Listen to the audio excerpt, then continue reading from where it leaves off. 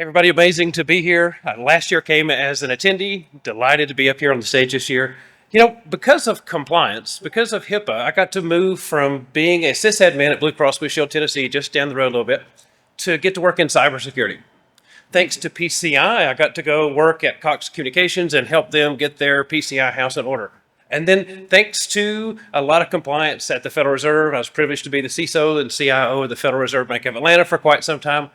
Compliance really helped me get into the field that I have, but what I fear is that compliance sometimes, compliance a lot of times, can be the goal to achieve, but maybe thinking that that's enough. I live in Atlanta, Georgia. In Atlanta, Georgia, maybe you've been to Six Flags over Georgia. At Six Flags over Georgia, they have some compliance issues. There are some non-tech, non-cyber compliance. And you've probably seen those signs. You must be this tall to ride. You can be taller, but you can't be shorter because, well, if you're shorter, bad things will clearly happen to you and to me and all the folks that we love. So we're used to this compliance, but what I fear is a lot of times we race to get there and then say, I'm good because my auditor, my regulator, my supervisor, my folks that check out on these particular items, well, they say that's good enough. And I want to make it easier. I've got two things I want to share with you throughout the course of the presentation that I have here. Two actionable things for you to be able to do, maybe even more as I talk about this idea of how to build a cybersecurity program that actually works and doesn't just stop at that pretty green checkbox or good enough or being just tall enough to ride your respective ride.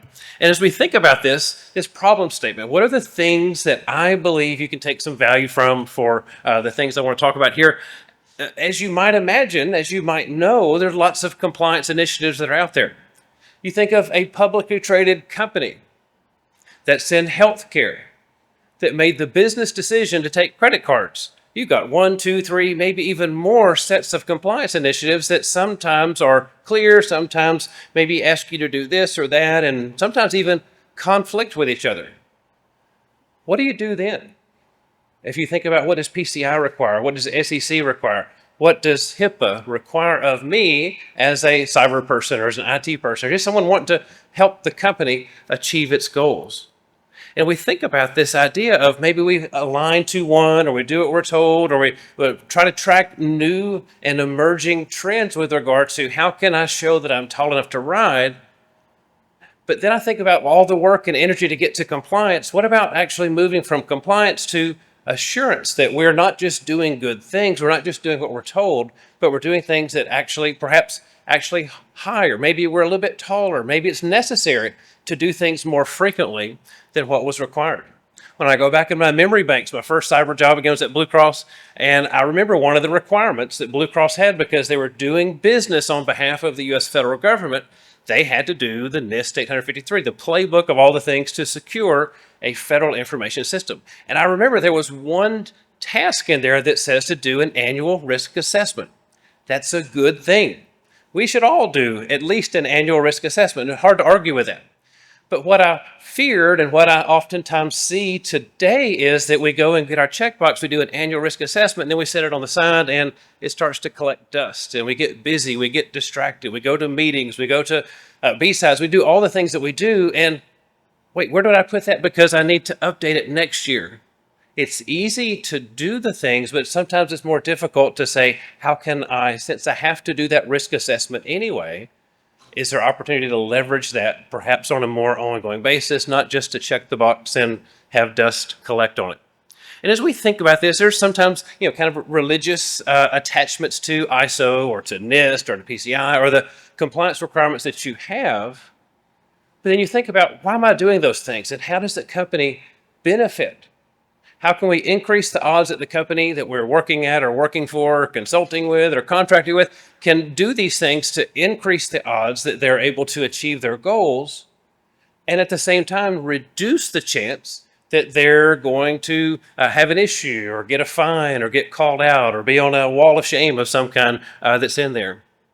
And as we think about this idea of how do we think about these, oftentimes we're kind of like in the picture here. We're kind of, well, what do we do? Or we're crowdsourcing, or we're looking at, maybe we feel this way of, how do I make sure that I'm not just being busy, but that I'm actually doing things that add value to the company.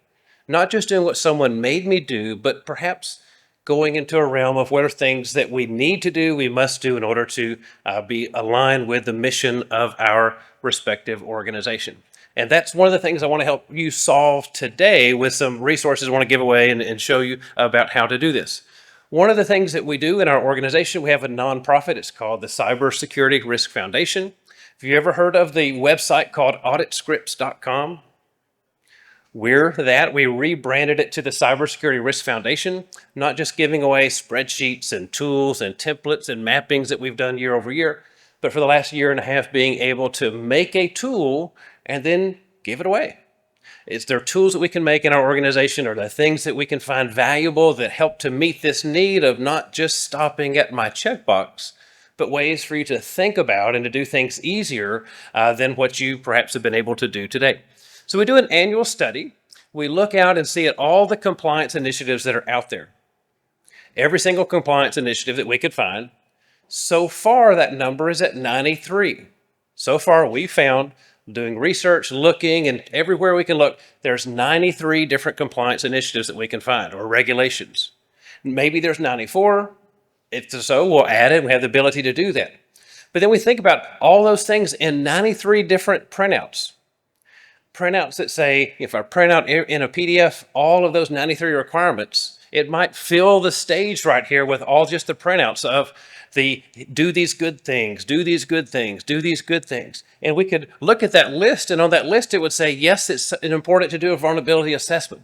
Yes, it's important to do a risk assessment. Maybe annual access review certifications.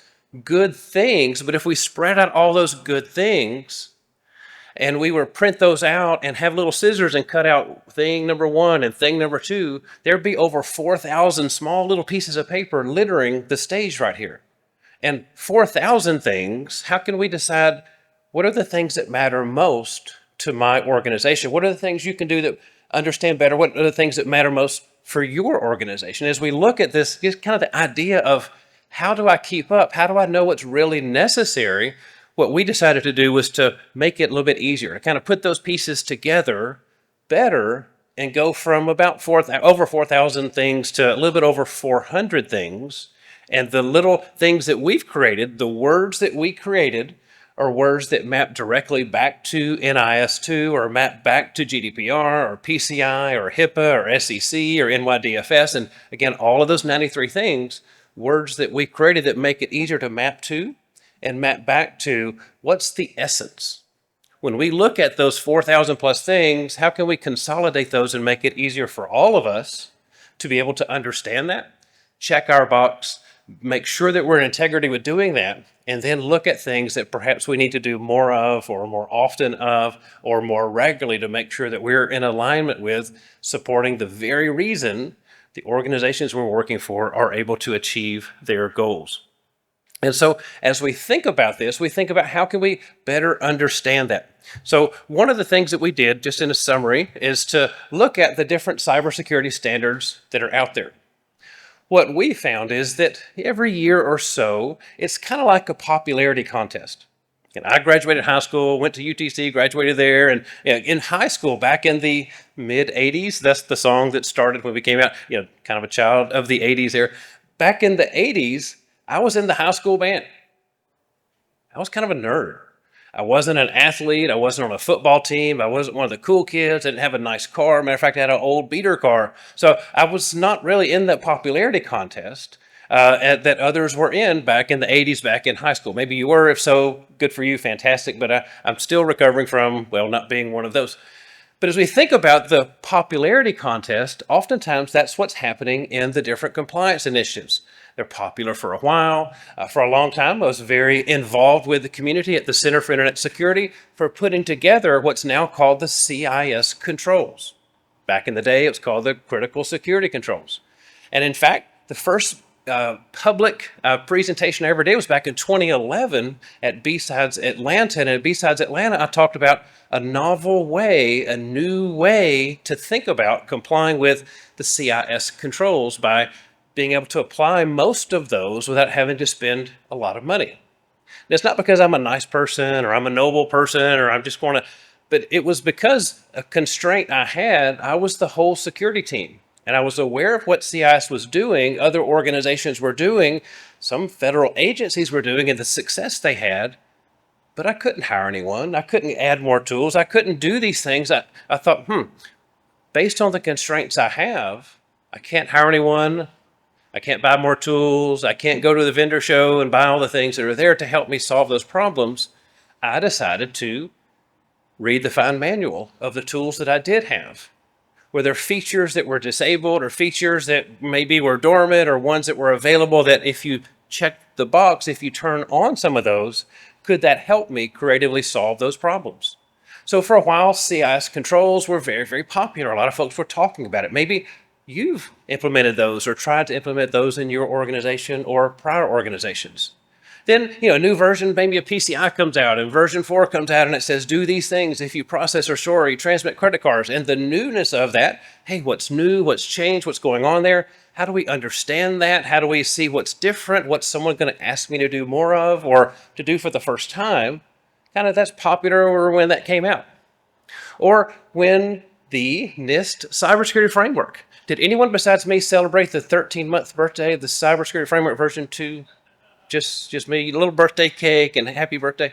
Because literally just before last year's RSA, the version 2 came out. And then we got to think of how do we understand these new things?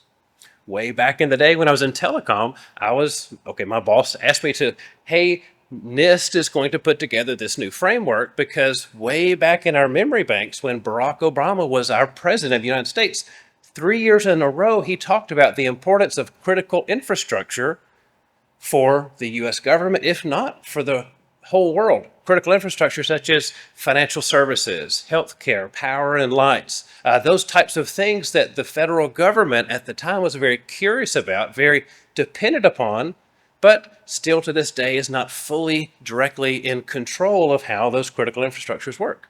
So I worked with NIST, and I was privileged to be one of about 350 people that contributed to and helped NIST come up with version 1. It was the cool thing. There wasn't a cybersecurity framework before, but back then it came out, and then version 1.1 came out to add privacy and supply chain, super important things. And then again, 13 months ago, same methodology at NIST. They held community meetings, some virtual, some in person. What do you think? How should we change? Because as it turns out, the gap between version 1.1 and version 2.0 was 8 years.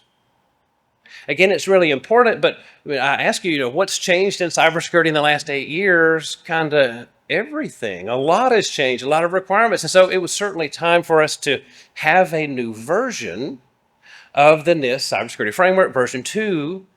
And now all of a sudden we're looking at, hey, we need to govern and then identify, protect, detect, and respond and recover, just like we'd done in prior versions. So kind of a popularity contest. That one's pretty popular right now because it's pretty popular to look at this new thing and perhaps imagine what our new auditors, our regulators, our standards boards, all the people that want us to do good things, what are they going to ask us to do? How can we better understand that? Or perhaps you work in financial services. Perhaps you're familiar with the state of New York. In the state of New York, NYDFS, the Department of Financial Services, has another list of good things to do. Good things to do for organizations that want to continue to do financial services work in the state of New York. And we look at that and we say, okay, yet another list of things to do. Now, to their credit, to the credit of NYDFS, the agency, in their listing of do these cybersecurity things, they're doing something unique, something that doesn't exist, something I've not seen in other programs. They're actually foreshadowing what they're expecting.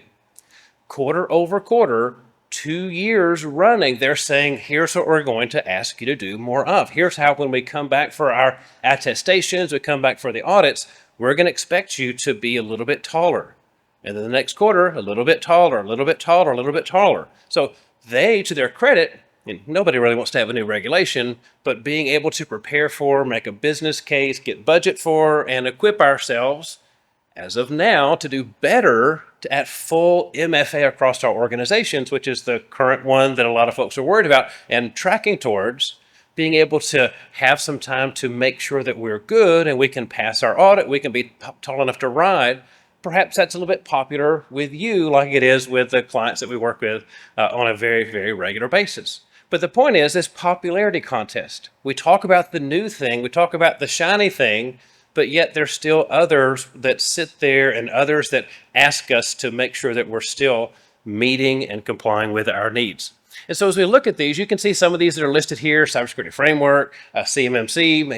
Maybe your organization has or could have CUI, controlled unclassified information.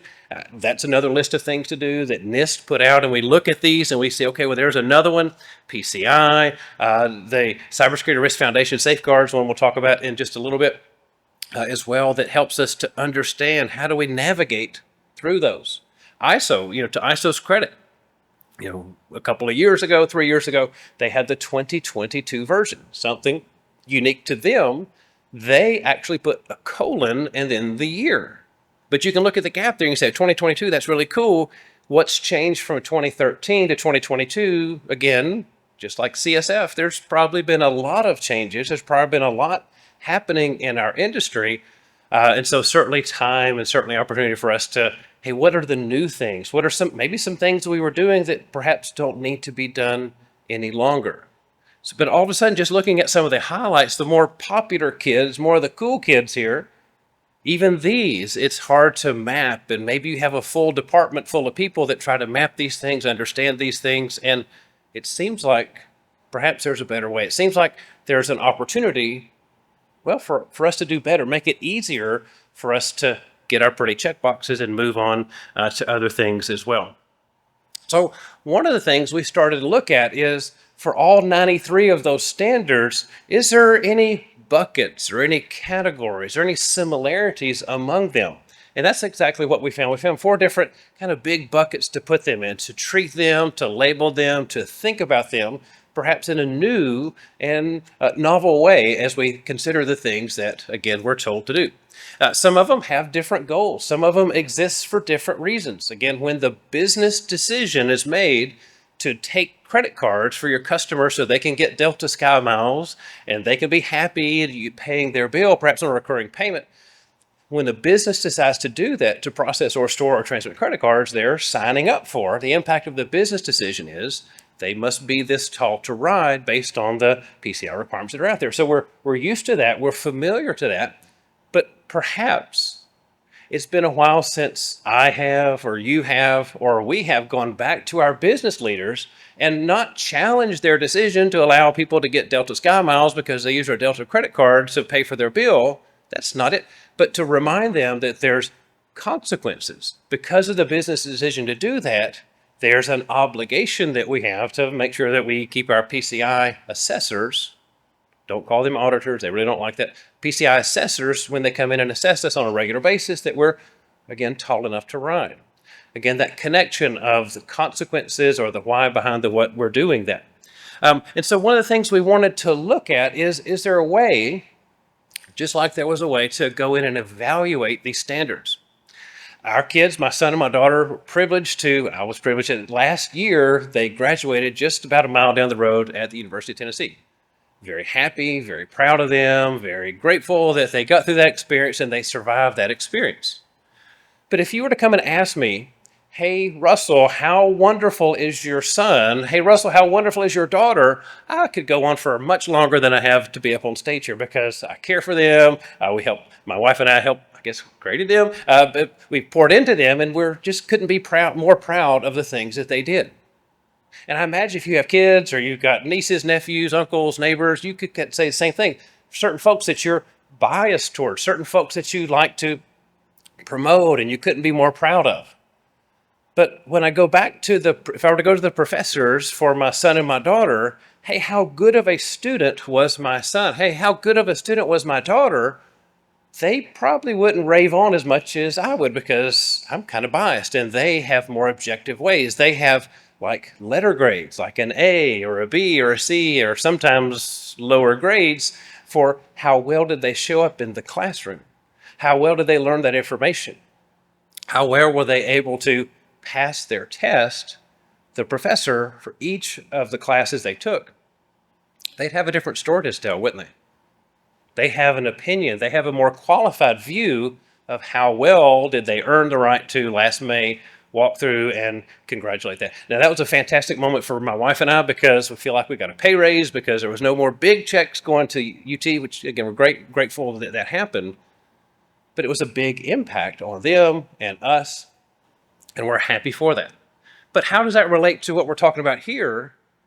What if there was a way to not just say, I do PCI because someone makes me do PCI, or I do HIPAA because someone makes me do HIPAA, but what if there was a way to evaluate those standards?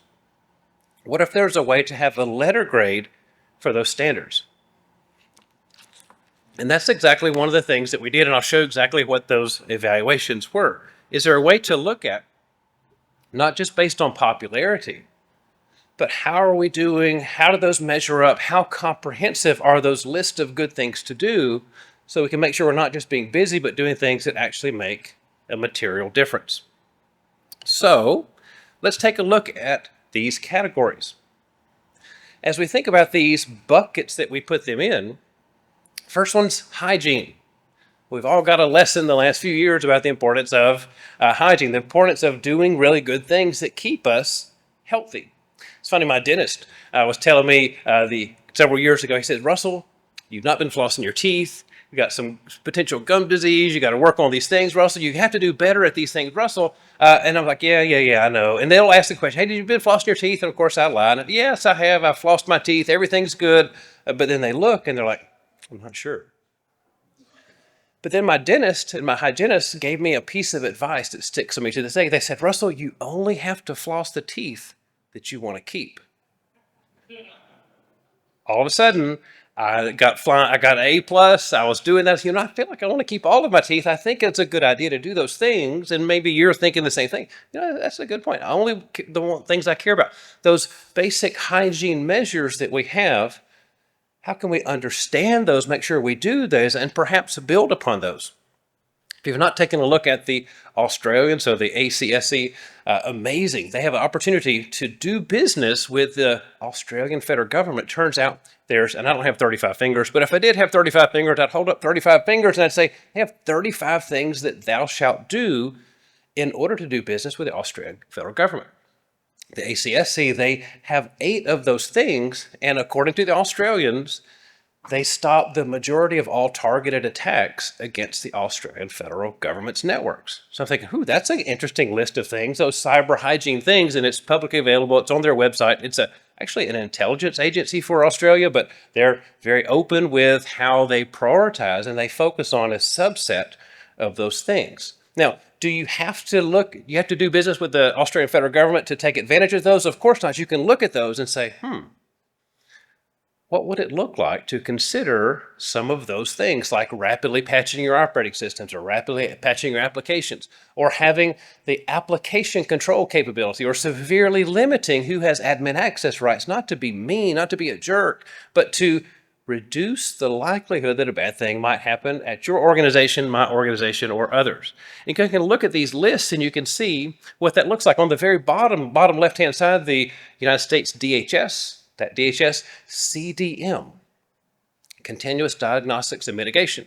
What would it look like if every agency got plus or minus $300 million and was able to replicate what the Department of State did many years ago, back 2008 or so, when they applied the critical security controls? What would it look like if other agencies were able to mimic the success at Department of State, where at Department of State they were able to reduce vulnerabilities in a sensitive but unclassified network by 89% in the first year? Again, big results, big opportunity, and then trying to, what would it look like? What would it look like to imagine doing that there? Or maybe you look at the more comprehensive standards, the second of 4 different categories, more comprehensive in nature, maybe some governance things, maybe some administrative things, maybe some HR things in these different categories, such as the CSF. CSF, turns out there's 108 things that we're supposed to do, 108 thou shalts that are inclusive in version 2 of the CSF. And as we think about what those things are, how can we look through those, what's new, what's expected there? CIS controls, currently at version 8.1. not been updated in several years. It's not been a new version. So hopefully CIS continue to work and have a list of prioritized things to do there. We look at these lists and kind of see, DSS has a list, and then Cybersecurity Risk Foundation, I'll talk about those here in just a moment, more comprehensive in nature and not specific to a particular area. A couple of other areas, we think of it like the buffet. This idea of you walk through a buffet line and the first thing there, I want some fried chicken, I want some green beans, I need some casserole, I need some corn, and then all of a sudden my plate's full and there's no space for my favorite dessert, banana pudding. But you look at these kind of buffets where you kind of get to pick and choose maybe things like Cloud Security Alliance or HIPAA or NYDFS 500. You can look at those and say, kind of picking and choosing based on the issues. What are they saying that we should do? How are they communicating that we should be tall enough to ride those metaphorical rides at Six Flags Over Georgia? Or maybe there's some things that focus in on governance, like COVID. When I was invited to move from being a CISO to being a CIO, I thought, well, I don't think I want to do that. I don't think my goal is to get to be an IT leader. And they said, Russell, do we tell you how much we're going to pay you and all the influence that you're going to have? And I said, you know what? On second thought, I think that sounds like an interesting idea. And it was. But what I found for myself was the further I got away from cyber things, the more unhappy I had, frowny faces, frowny emojis, because I got farther away from that thing. And ironically, I think that led to me deciding to leave because I wanted to stay in cybersecurity. I wanted to do those things. But in IT, especially COBIT says, here's how you do IT and here's how you do it well. Very prescriptive characteristics and attributes in a governance standard. How do you govern? How do you run your IT departments? You think of COBIT in that way. And so then we think of, okay, what if we had a letter grade? What if we had different criteria? What if we had like 12 different measures, some very objective, some very subjective, but what if we were able to evaluate the criteria and give literally a letter grade that shows what grade would you get? Just like my kids, when the UT just last year were able to graduate, they had enough good letter grades to say congratulations, and they are through with that. And so some of those words are shown on the bottom left-hand side. Some of the things like operational safeguards. Are the agents that we have, are they healthy? Are they phoning in? Has there been a connection to the asset inventory? You do have asset inventory. And asset inventory feeds into how well are the EDR agents? Are they lighting up? Are they doing their job? Is there like an agent health capability or an agent health dashboard that lets us make sure, not that we pay our bill every year to our EDR vendor. That's a good thing. It's an important thing. But making sure that we're using the output of asset inventory as input into where should all those blinky agents be at and how can we make sure that they're doing their job, not just that we're paying our bill to whatever vendor you use for EDR. Technical safeguards. Does it map to, does the thing that I'm supposed to be doing map to the safeguard? So does it map to some of the risks that we're facing? Does it prioritize the safeguards? Should I start with item number 1 and then go to item number 2? And then based on the momentum that I built, then I'm able to go to item number 3 and 4 and 5 and so on. Or is it just kind of a random list of good things to do? It seems like that should matter. That, and in fact, is one of the criteria that we have. Or does it say measures or metrics or KPIs to not just do a good thing, but how can I communicate that? Maybe in 2 slides and 5 minutes at the board of directors, maybe whenever I get invited to go talk to the board of directors. Is there an opportunity to communicate up the org chart? How well are we doing at checking our, with all due respect, boxes? But as you think about these ideas, the first of 2 promises I made at the very beginning of my talk was, how can we use this to build a program that actually works? One of the resources that we have are freely available, open source. We've been giving away things for a very long time under the name of auditscripts.com. Now, the last year and a half-ish, CRF, the Cybersecurity Risk Foundation. crfsecure.org was a domain that we can buy, all the .coms, .everythings, and so a name really was kind of by the domain that we could buy versus what's the name of it. That's exactly what we have here. Several different things that we have in place. Now, initially it was me and my business partner and a couple of other folks, but we thought, we're only as smart as what we are. Who can help us? Who are some people that have specialized skills, different perspectives that can help us to do that. Folks at IONS have partnered, they're on our board. Folks at SANS, they represent from an educational partner perspective, what needs people need to educate and what things can they speak into to make sure that, again, it's just not the best of ideas we could come up with, but adding more friends there. Microsoft's there. The lead researcher and lead data scientist, for the team at Verizon that puts together the data breach investigation report, just came out a couple of weeks ago in advance of RSA, on our board, and can give us views and perspectives and what do we make sure that we're as inclusive as what we could be. And this idea of how can we even have tagging in place. Not just have a spreadsheet that says, here's a spreadsheet and here's a tool and you can rate yourself of how well you're doing against the CIS controls, but maybe put tags in there that says, hey, for small, medium business, is this appropriate for small, medium business? Or cloud technologies or IoT technologies, or maybe in financial services, the ability to kind of label or put metadata towards all these 400 plus tasks to say, what matters most for you, me, and for those who would want to use tools like this. And again, the net of it is, instead of all these printouts of things on the stage like I mentioned earlier, a little bit over 400 that normalize and go back to and map directly to and back again to say, here's the essence of the words we believe that makes it easier and less messy, and I guess more eco-friendly than printing out 4,000 plus things, about 400 things. What we believe we have here is what we choose to call kind of our Rosetta Stone for standards. How can we unlock and start to understand how to evaluate them? What are they inclusive of? And what are some areas where perhaps they could do better if they were to do better in the future? Again, for a long time we used Excel. We really wore out Excel and moved to relational databases, and turns out developers for the last year and a half has helped us to have this idea to have this information, and then with the tagging and the mapping and just more usability, able to offer what we're going to show you here. Now, I'm going to give you examples in 3 different popular frameworks, and based on these 12 criteria, give you some insights. Now, I'm going to talk about, first I'll talk about the version 2 of the NIST Cybersecurity Framework. I've been involved with that community from the very, very beginning. When my boss says, Russell, you have to go to these places, you have to make sure we're doing these things and represent the telecom industry. And even to this day, very familiar with, very active in understanding and implementing these things in the CSF. I'm not, as much as I love the CSF, I'm not going to say it's the very best thing there. But in there, my heart is not to point a finger and and NIST, why can't you get your act together? That is not my heart. Please don't think that that's what I want to share. I want to share whenever it's time for NIST to come back and perhaps look at version 2.1 or version 3.0, if they decide they want to be more inclusive, more comprehensive, what are some things that they could do in order to do that? That's our goal. So please, this is not a naming and shaming. This is not a I don't like. This is just a leveraging the things I've talked about over the last 30 minutes to show what this looks like.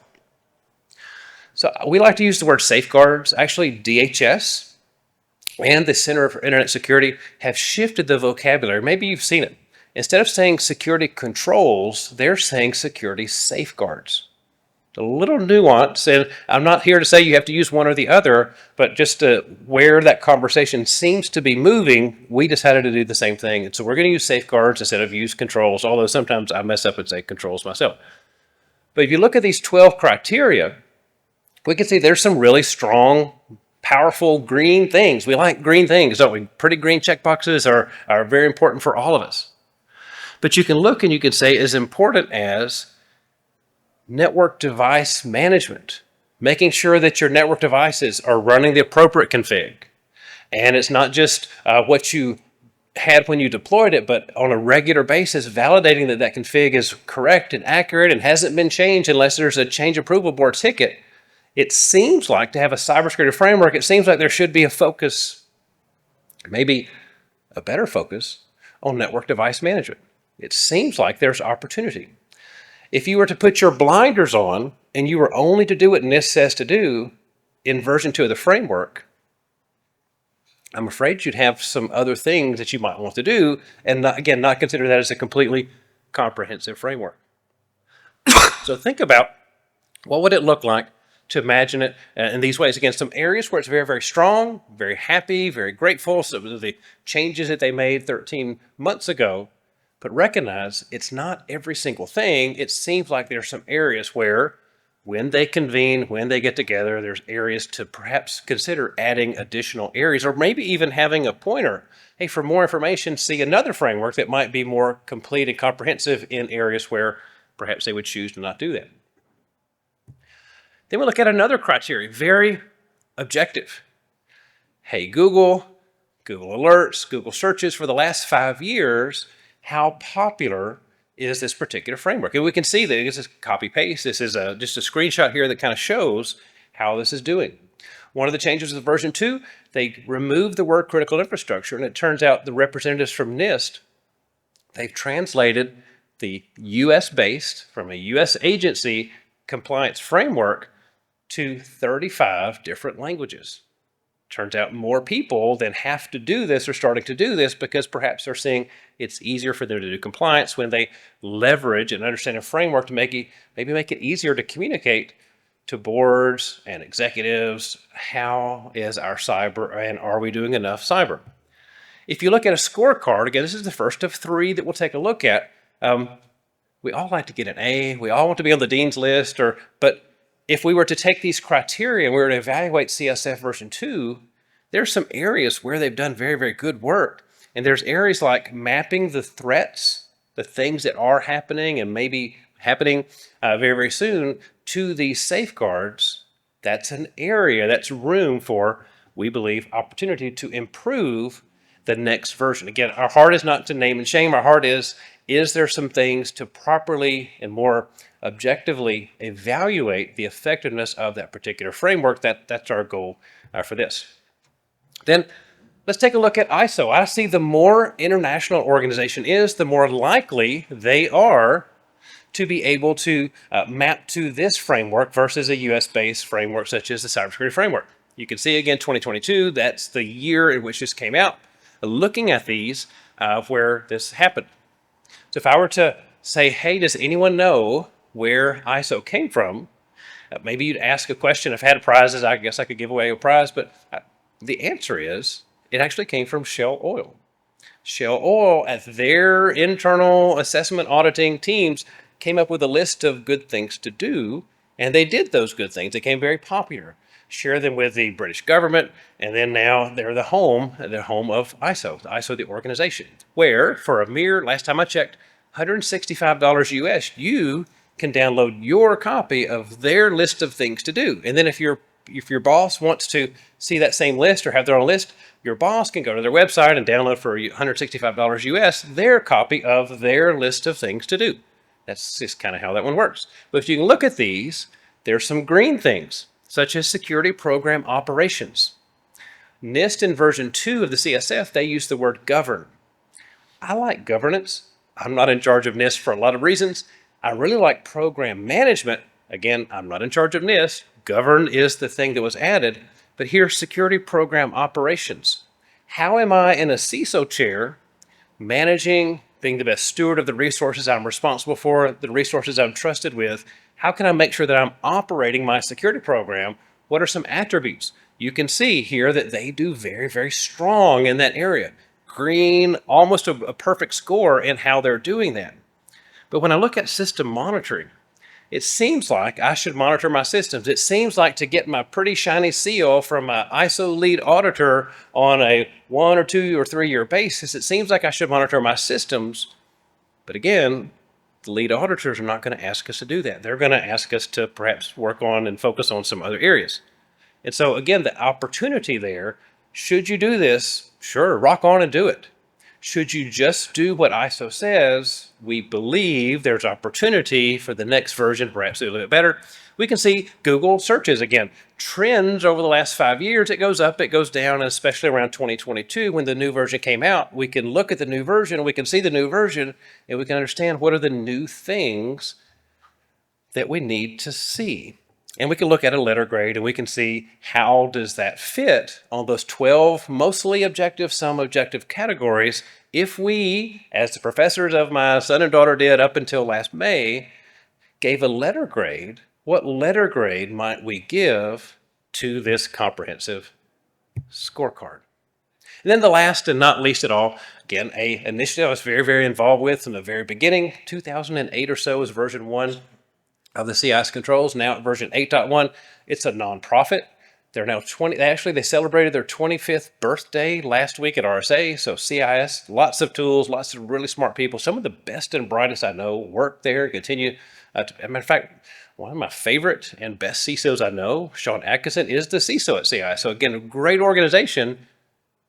However, if it were to be that they wanted to be more comprehensive, you can look at some of the green things that we have here: system protection, system monitoring, asset inventory and control. You can control 1 and control 2. It's always been that way. The first and second thing they want us to do, strongest than any other framework we looked at. But if we say, security program, governance, how do I be the best steward of the time, talent, and resources I'm responsible for when I sit in the CISO chair?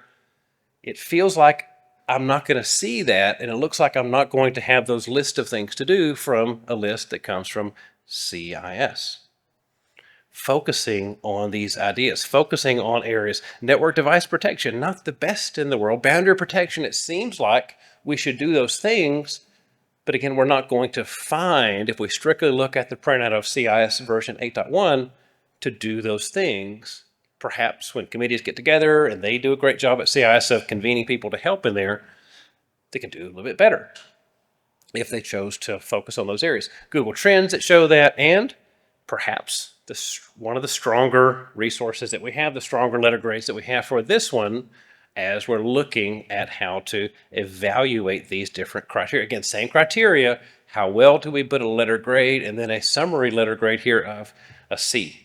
My daughter, when she was getting close to being finished, she says, Dad, when I started college, you told me C's get degrees. And so she kind of threw that out on me, and I get that, and I earned that, and I really felt like a terrible dad at the time, but still, thankfully she had a higher grade than that. But again, it's a good thing. It's a really strong thing, especially compared to the couple I looked at. So what can we do? What would it look like if we were to evaluate the same tool, the same list of 400 things versus 4,000 things, and if we were to turn those same criteria on the listing that we created? So we wanted to be in integrity. We wanted to look at our baseline. We wanted to look at how well do we cover all these things. We look at Google Trends. Turns out this is about a year and a half-ish or so old, and so no one talked about us because we didn't have these things, and so we get a bad grade, and we deserve a bad grade here because, again, we're not one of the popular kids. We're not one of the cool kids. Maybe I'll say yet. We look at our grade. We like to have A+s. We want to be on the dean's list, but even us, the creators of these words, these statements that make it easier to map for a publicly traded company that's in healthcare that takes credit cards, to look at what matters and aggregates those together completely and comprehensively, comply once and satisfy many requirements.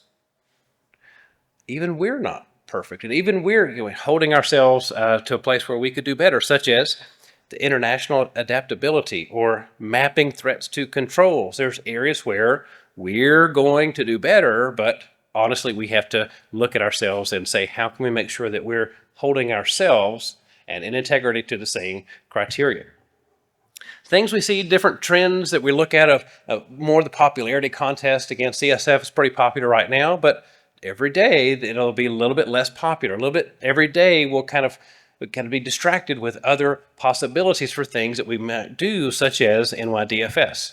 Scorecard here, if we look at some of these comprehensive standards, things that you're familiar with, things you might have certifications in, things you might really wrestle and toil over in your organization, those are good things, but is there opportunity to do better at those things? That's one of the areas and topics that we wanted to talk about.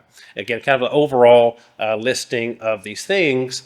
It seems like as industry and sectors and communities of people that help put together, many on a volunteer basis, it seems like there's opportunity for volunteers to perhaps look at these and hopefully continue to be more inclusive in the list of good things that we need to do. There's some things that are missing from the standards. Again, they're not all complete. You can see here on things such as application development. I have 2 degrees. Chattanooga State found it in their heart to give me a degree. UTC found it in their heart to give me a degree in computer science.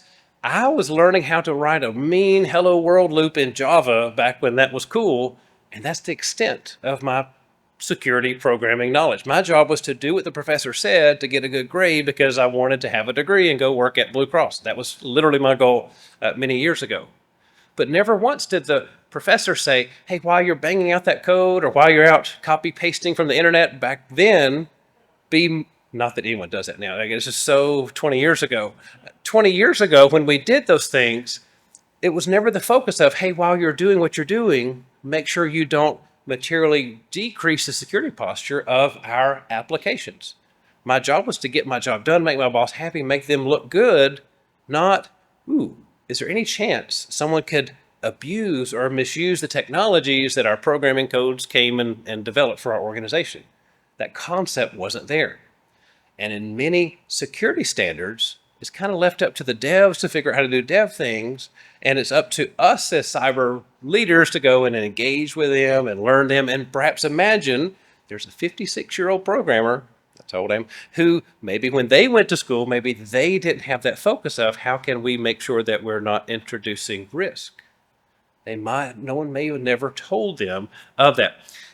Cyber, cloud, all the things that are evolving, things that as the standards bodies come and reconvene, what are the things that they can do to make sure they're accounting for and looking at areas such as what are shown right here.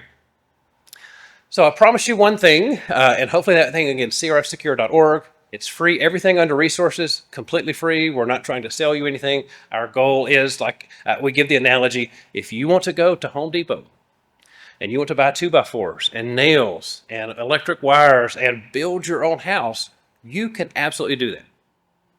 If you decide to work with someone else, someone can help you, you can go to a contractor. The contractor can go to Home Depot. They can buy the hammer. They can buy the nails. They can maybe build your house faster than what you could on the side. That's the idea there. Make tools and give them away is what we've done for 17 plus years and under audit scripts, and now continue to do there for CRF. We, like Mandiant, we, like the Verizon Data Breach Investigation Report, put out version 2025 a week before RSA to make sure the website worked and all those updates were there. So brand new versions, and the way that we label it, just like ISO, is the year. So 2025, there's a bunch of things. It seems like AI is a cool thing these days, so we got a list of things for AI to be considered to add into the CRF safeguards. That's in there. But remember, I promised you two things. The second thing is, anyone ever struggle with security policy? Anyone a policy nerd love security policies? As I'm looking, I see like exactly one hand. I see you. We can hang out over lunch. I'm that. I just started off thinking, I don't really want to do that. But if you think about resources, so full disclosure, I've been an instructor with SANS the last 16 years. It's a lot of fun, learning a lot of things, get to travel and encourage people like I was encouraged back in 2003 at Blue Cross when they sent me to my first class. I'm grateful for and a product of a lot of investment into doing that. But if you go to the SANS website, you can go to sans.org/free. There's a bunch of free things that are there. And one of the free things is there's security policies. You can go to sans.org/free, look at security policies. But TBH, those haven't been updated in a while. And by a while, I mean about 6 years. Our lawyers work with the SANS lawyers. Again, SANS is on our board. And so we had a chance to talk with them and kind of imagine, what if those policies were to be updated every year? What if those policies were clear and crisp or in PDF format and Word document format? What if 2 weeks before RSA, SANS lawyers would agree to allow us, CRF, to give them, SANS, the content, and we hold ourselves in integrity to make sure that those are updated on a regular basis. Matter of fact, it actually shows as of April 15. And by April 15 of next year, if it's the case that you at your organization don't have a software development security policy or a static code analysis policy, we don't want the reason that you don't do that or engage with your 56-year-old developers with how to make sure that that is done. We have that available for you. It's co-branded. It has our logo. It has their logo. Again, completely free. You don't have to pay for anything. Those things are there. And I hope, again, maybe if you have 2 computer monitors like I do, maybe on one monitor is the policies that you have in place now. Maybe on the other monitor, the SANS website that shows these, and at least copy paste, put your logo, maybe run it through ChatGPT or Grammarly or whatever you do to use version 1 be a good starting point for having it, and then perhaps customizing it to the policy set or policy libraries or policy governance things that you have at your respective organization. Again, second thing, I hope you find that to be super helpful. Again, we're not trying to sell anything. In fact, we made it, gave it away, and we continue to want to do that. Again, thing number 2 for you there. So next to the last slide, I believe. Yeah, next to the last slide, what are some practical takeaways? When you leave here, or I guess we go to lunch and then come back, but when you think about, what are some of the practical takeaways from hanging out? And thanks for everyone here for listening, putting up with these things. What are some things you can do? I recommend these are prioritized order. Thing number 1, if your security team does not have a charter, a 2-page Word document, or if you print it front and back, it's 1 page to save paper and stuff. If you don't have a charter, I want you to have one. Now you're going to say, is the charter going to stop APT 29 from coming in and doing the things that APT 29 does? Absolutely not. What then, Russell, will a charter do? First, for you and your team, you can make a charter that says, here's the things that we believe we need to do. We believe we need to do this and that and the other. And when you agree to those and you have a consensus of those, then you have that alignment. Then you can pass it up to your security oversight committee or your board or your audit committee. Hey, board and audit committee, here's what we think you want us to do. Do you agree? Is it right? Are we doing the things that you think we should do? Perhaps that value of that 2-page letter, that two-page charter of the reason that we exist could be very valuable for you, for those you're privileged to lead, and very clarifying to people that are supposed to govern and oversee you from a governance perspective. Again, it's not going to stop an attacker, but it's going to give you an extraordinary level of clarity. One of my favorite authors, Dr. Brené Brown, in her book, Dare to Lead, she said the words, to be clear is to be kind. It might be very kind of you to put on your roadmap before the year's over to have a charter for your security function if one doesn't already exist. Maybe you've agreed, maybe you've inherited an agreement of the security standards that you're going to follow. Maybe by looking at some of the things I've talked about for the last now 52 minutes, we're almost done, I promise. We're going to look at these and say, are we doing inclusively all the things that we thought we're doing? Is there a chance to perhaps monitor network devices, even though a lot of standards are not asking us to monitor our network devices? Super important. We know it in our brains.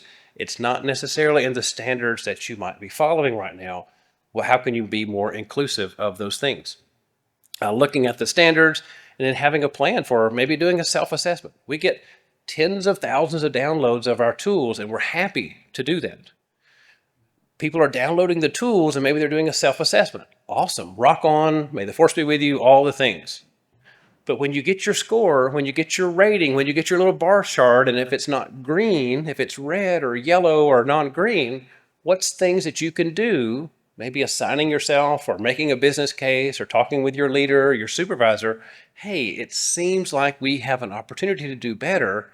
What would it look like if we were to do better in those particular areas? Highly, highly encourage you to do that. And when you do that, you can hopefully be equipped in 1, 2, maybe even more than 2 ways we talked about for the last few minutes of try to build a cybersecurity program that actually works and doesn't stop at, I must be this tall to ride.